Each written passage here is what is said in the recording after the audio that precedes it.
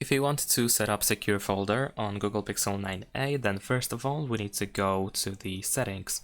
Now over here in the settings we want to scroll down to security and privacy, scroll down again and go to private space. Then verify yourself by using biometrics or by using the screen lock password. Press setup and wait for the Google sign-in page. You will need to sign into a Google account even though you may already be logged into your Google account on your phone. You still have to sign in because this Google account that you will sign into right now is specifically for the private space. The private space is a completely separate environment that is built within our phone. So in my case, let me just quickly sign into my Google account.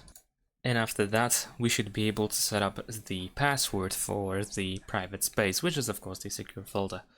So we can set up the new password that will be separate from the screen lock password, or you can actually use the same password as you used to unlock your phone.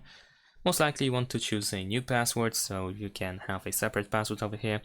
So now we need to enter the password of our screen lock. There we go. And then we can choose the password that we wish to set for the private space. In this case, I'm gonna choose once again PIN, but this time I'm gonna set up a different PIN code. There we go, let's go next. Enter the password again and confirm.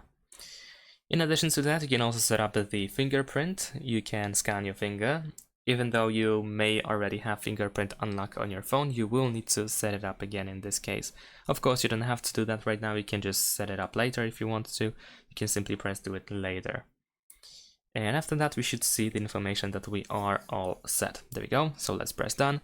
Over here in the app drawer, we need to scroll down in order to find our private space. Tap on this lock, enter the password, and then we have access to our secure folder per se, right? So over here we have some example apps that we can immediately use. We can install new apps by using this install button, and if you do so, you will be redirected to the Play Store. And over here we can install whatever we wish to use. Now here is the thing. Whatever you decide to install, it is separated from everything that we have outside of the private space, just like it is, for example, in the case of secure folder, that is on Samsung devices. However, the small difference is that you don't really have to install the app first on your phone in order to select it for the private space. You just install for the private space like it is like a separate phone or something, like a separate environment, like I mentioned, right? So I don't have WhatsApp on my phone in general, right? As you can see over here in the app drawer, there is no WhatsApp. If I try to search for it, most likely I will just see the one that I have in the private space right now.